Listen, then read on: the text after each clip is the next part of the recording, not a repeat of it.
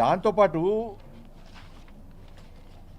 Quality లేకుండా కట్టింది వాస్తవం. ఇంకా వీళ్ళు దీనికి ఏం చేసేది తెలుసా? దీనికి ఇంకా వీళ్ళు జాతీయ హోదా ఇయ్యలే, పోలవరంకి ఇచ్చిర్రు, దీనికి జాతీయ హోదా ఇయ్యలే అన్నారు. జాతీయ హోదా ఇయ్యరాదు, ఇచ్చే అవకాశం లేకుండే. నిజంగా గిట్లా జాతీయ హోదా ఇస్తే ఇలా బీజేపీ పార్టీ పరిస్థితి ఏంది, ప్రభుత్వ పరిస్థితి ఏంది? అలా దేశం మొత్తం ఏమందరు? దేశం మొత్తం అరే కేంద్ర ప్రభుత్వం జాతీయ హోదా ఇచ్చిన ప్రాజెక్టు మొత్తం గులిపికింది అంటారు. ఇజ్జత్ పోతుండే ఇలా తెలంగాణ పరువు ఏమవుతుండే అలా మంట కలుస్తుండే. అలా మళ్ళీ కేంద్ర ప్రభుత్వం కూడా జాతీయ హోదా ఇస్తే ఇలా పరిస్థితి ఏంది? సిగ్గు లేకుండా మళ్ళీ ఇంకా అడుగుతున్నారు జాతీయ హోదా ఇవ్వాలి. మళ్ళీ కూలిపోయిన ప్రాజెక్టు ఇంకా జాతీయ హోదా ఇవ్వాలని మళ్ళీ అడుగుతున్నారు. ఇంకా మొన్న అడిగిరు మళ్ళా అక్కడ కూలిపోతున్నది.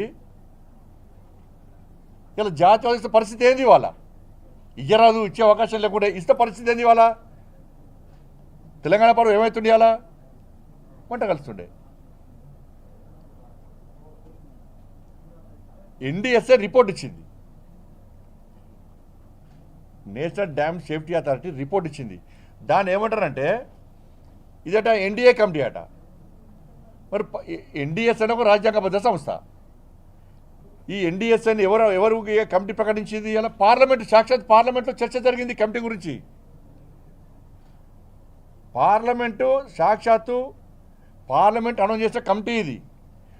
దీనిలో మరి బీఆర్ఎస్ వాళ్ళు తాగి అన్నారు. ఆ రోజు ఎందుకు మాట్లాడలే మీరు?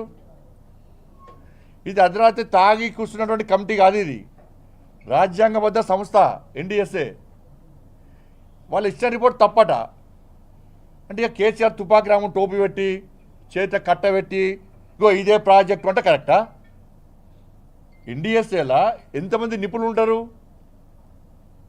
ఎంతమంది మేధావులు ఉంటారు?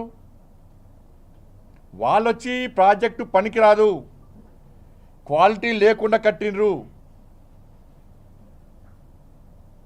అని చెప్పి వాళ్ళు చెప్తే ఇది ఎన్డీఏ నివేదికనట. అంటే కేసీఆర్ కూడా పోటుగాడు, మరి చదివి చెప్తారండి. మళ్ళీ ఇప్పుడు సరే నేనే ఇంజనీర్ను, నాకంటే ఎక్కువ తెలుసా అని ఆ రోజు అన్నావు కేసీఆర్. ఇవాళ మరి ఇలా క్యాబినెట్ ఎందుకంటున్నావు? Sub committee ఎందుకంటున్నావు?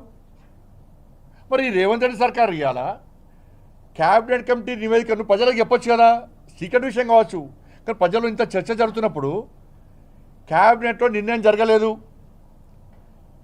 సబ్ కమిటీకి సంబంధం లేదు, అసలు క్యాబినెట్లో ఎప్పుడు పెట్టిర్రు, సబ్ కమిటీ ఎప్పుడు నివేదిక ఇచ్చింది, ఈ ప్రాజెక్ట్ ఎప్పుడు తయారు చేశారు?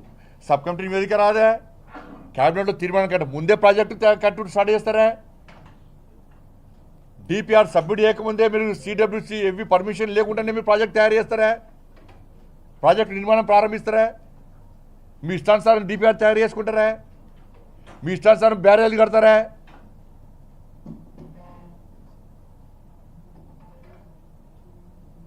ఏమంటున్నారు? కాళేశ్వరం వల్ల పంట దిగుబడి ఫుల్ పెరిగింది అంటున్నారు. ఇవాళ ఏడ పెరిగింది? అప్పుడు ఏం చేసిర్రు?